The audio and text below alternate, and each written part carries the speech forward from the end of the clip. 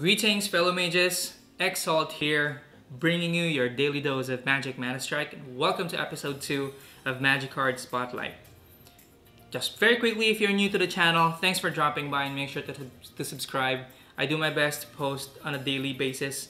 If you're a beginner and you're watching this so that you can learn more about the game and improve your gameplay, I've prepared a beginner guide, and I've also created a video about the 5 things I wish I knew when I started playing the game. I'll put the links down in the description below. Now, the season is almost over. If you're interested in figuring out what the updates are all about, I've also created a video that talks about that. Links in the description below. Alright, so without further delay, we're gonna show White some love, just because I love a Johnny, alright? And we're gonna talk about our featured card for today, Kor Entangler.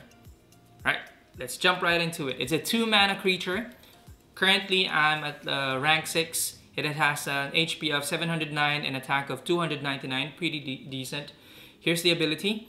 It melee attacks enemy ground units and pulls enemy ground unit with the highest HP within the range and stuns it.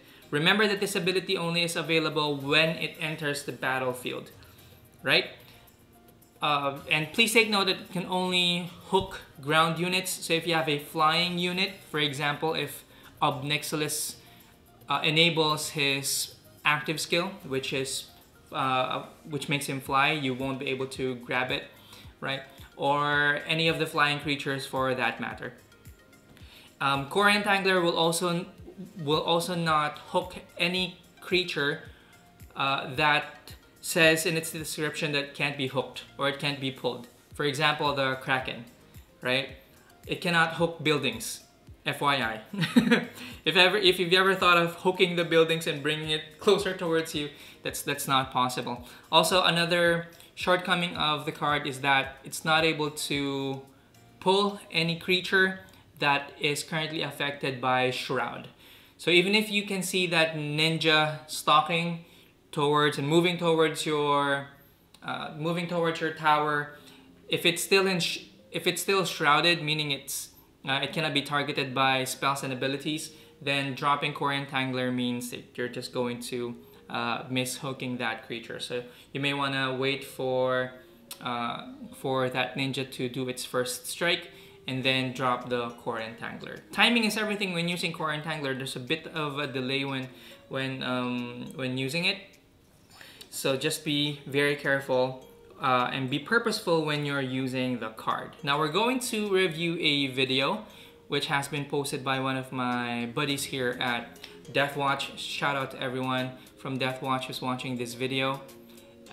We have a new member, relatively new member, Meeballs, right? And we're going to take a look at this video. This is a Sorin match, a Sorin mirror match, and you can see that both of these players make use of the Kor Entangler. One a little more effective than the other. So I'm going to share to you the tips as to how you can use Kor Entangler more effectively as it happens in the game. So very quickly, number 1, the first thing that one of the first few things I use the Kor Entangler for is when I'm going offensive, I can close the gap between my target creature and the mob that I have created. And we will see that very quickly in the game. By the way, if you're a beginner, Sorin is very easy to pick up and start using because all you have to do would be to put your important creatures, drop Sorin, and you're gonna give them a second life. Alright, notice what happened there. I'm not sure if you guys were quick to figure out, but the Kor Entangler has been dropped and the tanky creature right over here was pulled towards the mob. Alright? So if you're going offensive and if you want to close the target, or if you want to close the gap between your mob and your target creature, you can use Kor Entangler for that purpose. Although personally, what I do is I'd wait for that creature to move a little closer so that I can use the Kor Entangler right about here so that the Kor Entangler pulls it and the tower can contribute to the aggro and make short work of that creature.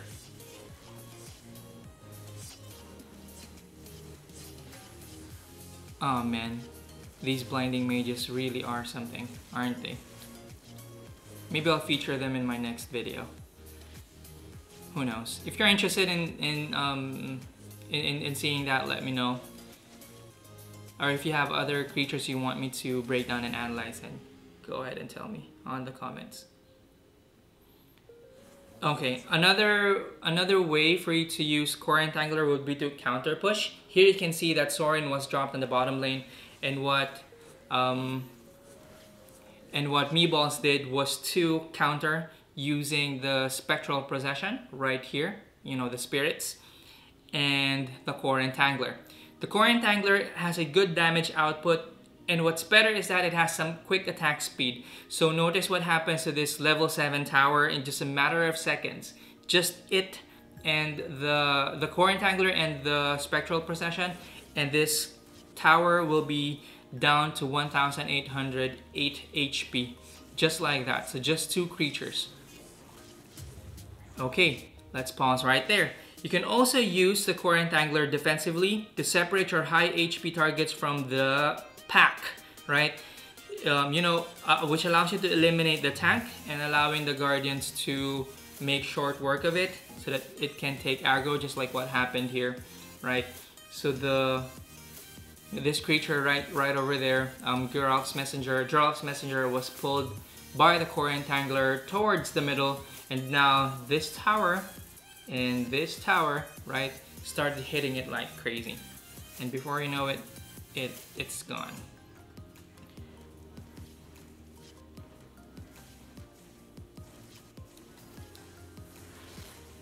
Here's another tip for when you want to use Kor Entangler. You want to wait for when, so if the opponent is doing a push and there are several creatures, right?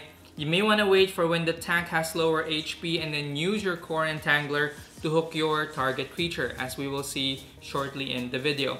One shortcoming of the Kor Entangler is that its target is the one with, it targets the one with the higher HP, with the highest HP from the group. That's a great way to isolate the Planeswalker, by the way. Oh, did I mention that it can also pull Planeswalkers? If I haven't, then now I have, right? So notice what happened here. Sorin, the opponent's Sorin Planeswalker was pulled.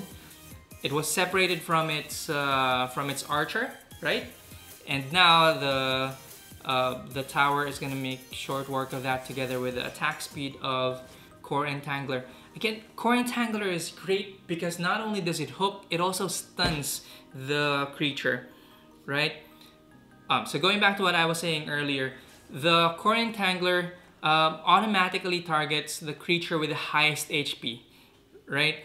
So if you're, in this example, if we want to target Geralf's Messenger and bring it like closer over there, dropping the Kor Entangler right now means that I'd probably be hooking the tank because it's still pretty healthy. It's more or less at around 50% of its HP, right? So even if I drop Kor Entangler, it's probably going to hook that tank, and I don't want that. So I'm going to wait for the tank to go down in health, and then that's when I drop the Kor Entangler, which is exactly what Meatballs did in this match. Excellent right there.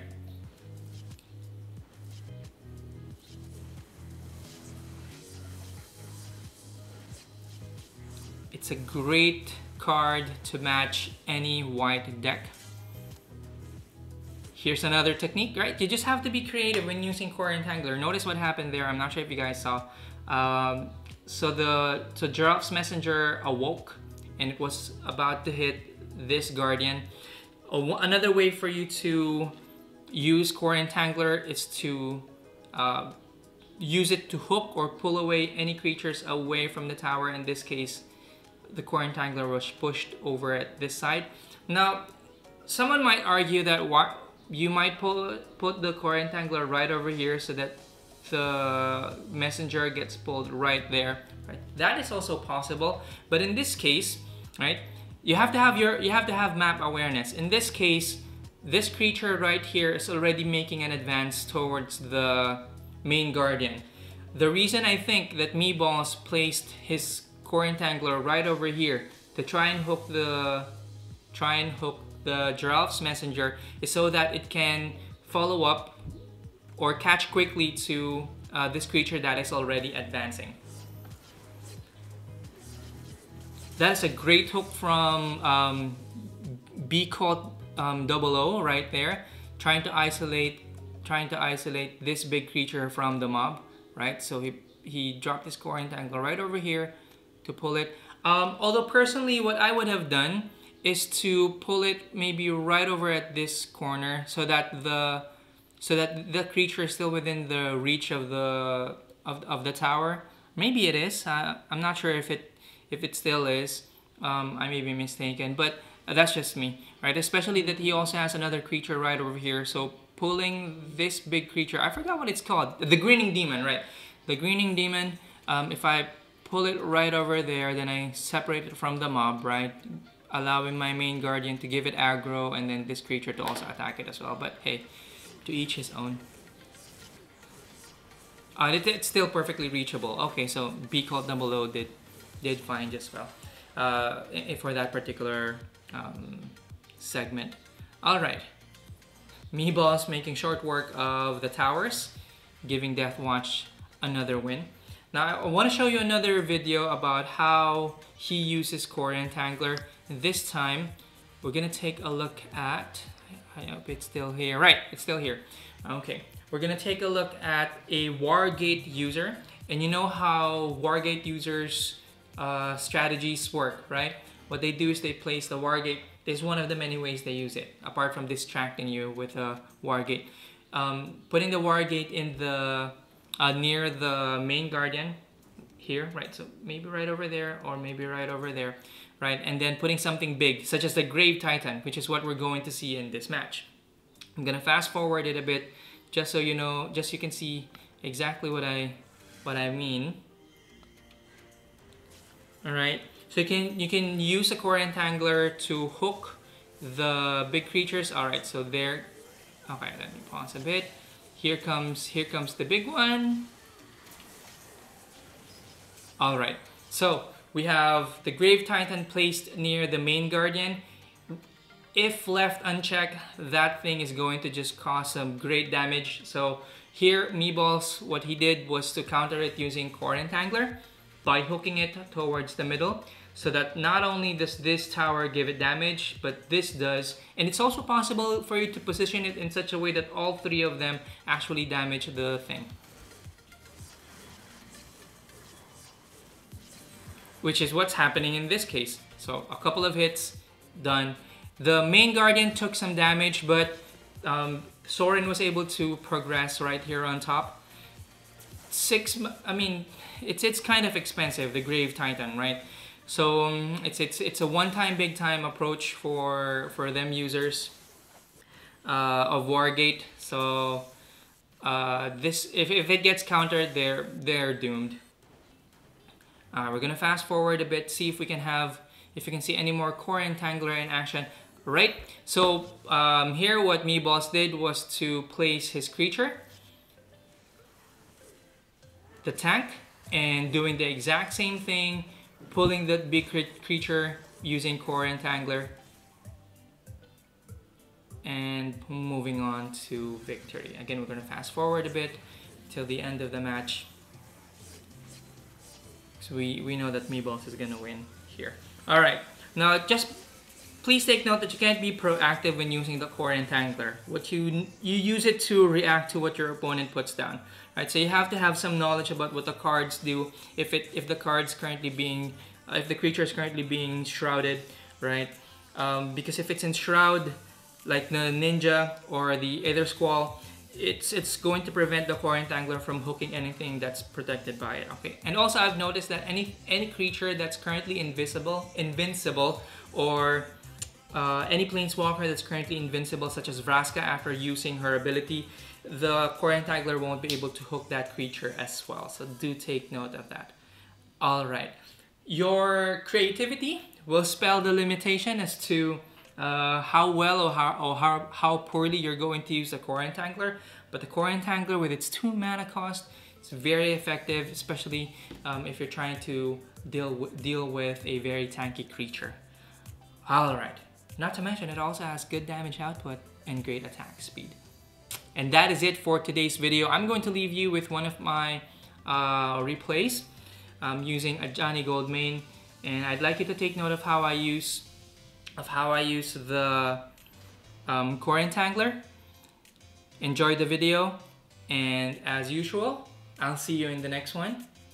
X-Salt signing off. Peace.